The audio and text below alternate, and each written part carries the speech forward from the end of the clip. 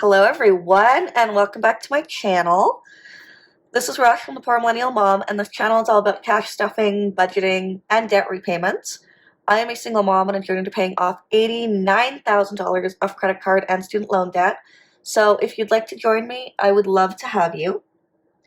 Okay guys, today we are doing my March 2023 budget, and this one's going to be a little bit interesting because yeah, it's going to be interesting, and I'll kind of talk to you about that while we go through it.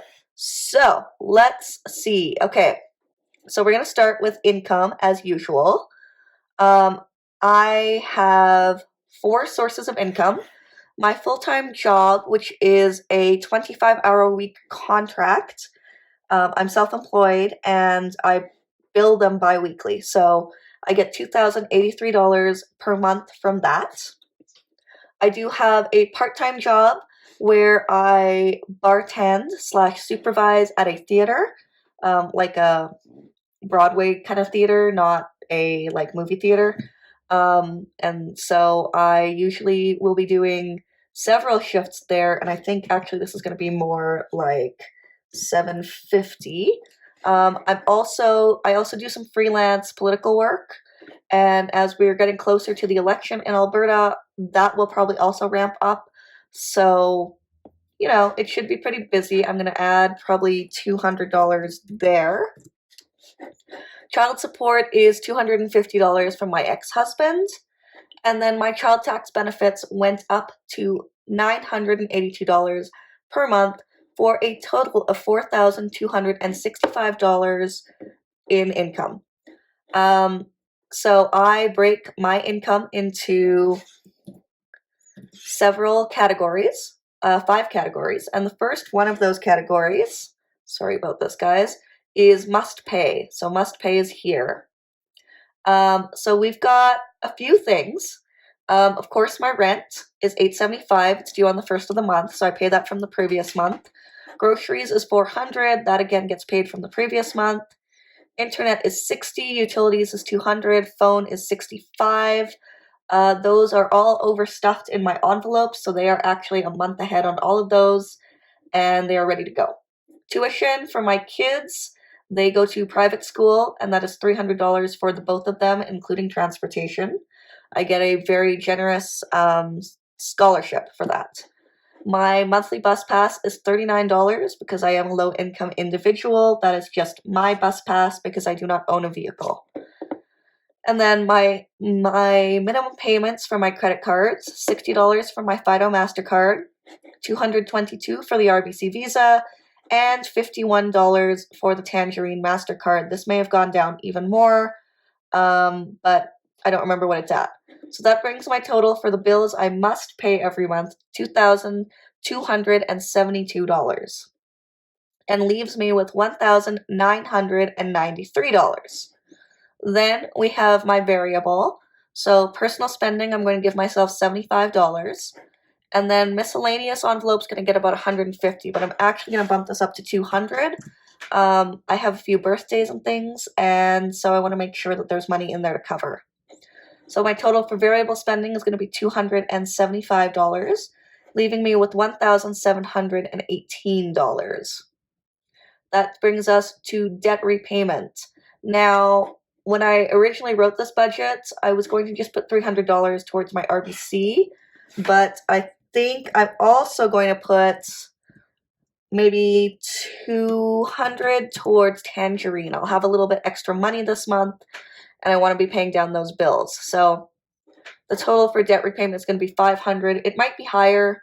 We'll kind of see where money comes in and go from there.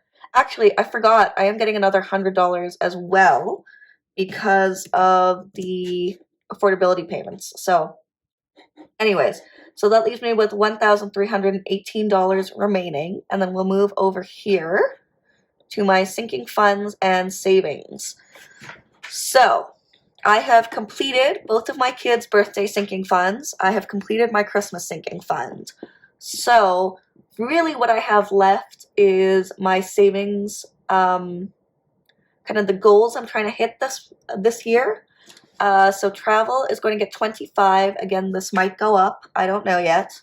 Kids is going to get 100. This is actually going to get 150 because I got to start saving for those summer camps my kids want to attend. Health is going to get 200. It's actually going to get 270 because I self-fund myself for health. I do live in Canada, so not having health insurance is not as big of a deal.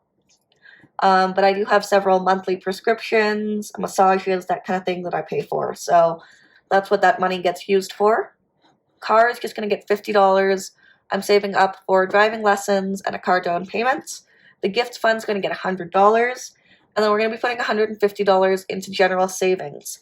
I have some pretty significant legal bills coming up, and I intend to pull from my investment account. Usually this $150 would be going into investments, but I need to pull about $2,500 from investments and then a little bit from my emergency fund as well, or maybe I'll pull from my emergency fund first and then my investments. I don't know yet. I anticipate it's going to be about $5,000. Luckily, I have that, but I'm not happy about it. So we have to start rebuilding our savings, rebuilding our investments, and kind of getting back to where we were money-wise. But I'm just glad that I have an emergency fund, that I have an investment account, and that I have money set aside that I can use for my bills. Anyways, so that brings the total for my savings and sinking funds to $745, leaving me with $573. Which brings us to our fifth and last category, and that is nice to have. So, I am finally doing it, getting rid of accepted society, because I don't use it. I haven't gone to anything in months. I find I just don't have the energy or the time to do it, and I'm not as deep into academia as I was when I first started with accepted, and I don't need that accountability right now in my life. That might change if I get into a master's, but right now, I don't need it. We're going to cut it out. Household isn't getting anything, although maybe I should put $50 into there because we are planning on moving. Instant ink is actually $8, not $10, and that gets expensed through my work, so they will be paying me back for that. Disney is, I think, $9. Amazon is $5, and Spotify is $5 because I am still under student subscriptions for those. Kindle Unlimited is $10, but I don't buy books anymore, so this kind of pays for my reading. I like to read, especially electronically, so it's one of my biggest hobbies, so I love it. Convenience is actually going up to $250, and my goal was actually to bring convenience down, but I have had a lot of stuff happen, especially in February. Like my son broke his leg and we had to take him to Children's Hospital, but my ex was taking him, and for me to transit there would have been an hour and a half, so I took an Uber and that was $40. So just stuff like that. So I am going to up this. As well, in February, I actually bought a lot of convenience food, like a lot of DoorDash, a lot of Uber Eats, all of that, because my kids were home for a week and I was sick as a dog. So I bought so much stuff for them to eat because I was not in any condition to cook. So we're going to keep that a little bit higher just because I'm still not feeling 100% and I want to give myself that grace. So that brings our total for nice to have to $337 and leaves us with $236 left over. And as you can see here, my income is $4,365, my expenses are $4,129, and the amount I have left over between those two is $236. So my budget balanced. I have a little bit left over, which is really nice. And yeah. If you are interested in this spreadsheet, you can look at the link down below, and it is for sale in my Etsy shop. And thank you so much for watching. I appreciate it. I would love any of your comments, any of your feedback on my budget. Just be kind, and remember, personal finance is personal.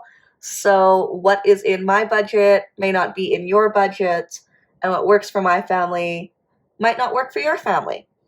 Anyways, thanks again for watching, and I will see you again soon. Bye!